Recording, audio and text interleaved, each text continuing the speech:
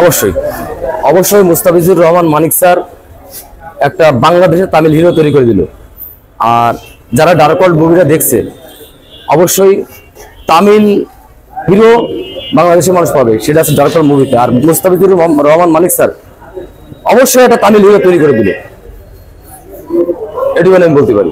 প্রযোজক হিসেবে মুন্না খানকে আমি 10-এ 10 দেবো।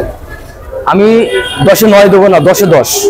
কারণ আমি মুন্না খানের ডার্ক ওয়ার্ল্ড মুভিতে যে কয়দিন আমি শুটিং করি, মুন্না খানের কোনো অগার্তি কিছুই আমরা দেখি নাই। তার মানে জুনিয়র শিল্পীতে শুরু করে সিনিয়র শিল্পীদের শুরু করে পরিচালকের চাহিদা থেকে শুরু করে সে শিল্পীদের মধ্যে চাহিদা পূরণ করেছে অন্তত তার সেটে। আর শুধু ওটা না, সে মেডিকেল টিম বন্দী। আমরা আহত হলাম কিনা, মানে আমরা একটা ফাইট করছি, আমরা খুব অ্যাকশনের কাজ তো, যেহেতু অ্যাকশন ওইগুলো এসে দেখছে আমার কোনো আর্টিস্টি কোনো সমস্যা হয়েছে কিনা।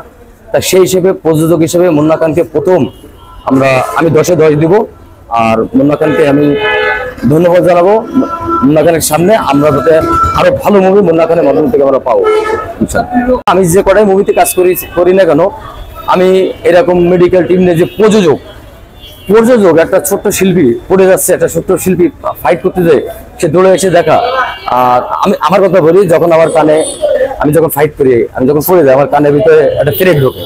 তো মুন্না খান কিন্তু দেখছে এবার ইমরান ভাই দেখা তো কি অবস্থা, আমার রক্ত যখন বেরোয় দেখলাম মেডিকেল টিম চলে আসে আমার তারা সাথে তোমার ট্রিটমেন্ট দিল। তো আমি অন্য কোনো সিনেমাতে, আমি যে কটা সিনেমাতে ছোটখাটো যেই ক্যারেক্টার করি না কেন, আসলে এভাবে আমি পাই নাই। আর মানে এরকম অ্যারেঞ্জমেন্ট আমি পাই নাই। আমার জানা মতে মুন্না খানের বিষয়ে আমাকে কেউ, বা আমি কার কাছে শুনেও নাই, আর আমাকে কেউ কিছু বলেও নাই। তবে আমার মনে হয় মুন্না খানের যারা কাজ করেছে তারা মুন্না খানকে 10-এ 10-ই দেবে, 10-এ 10-ই দেবে। তার কোনো ক্লেম নাই তো, আমার কানা ঘোষার তো কোনো প্রশ্নই আসে না।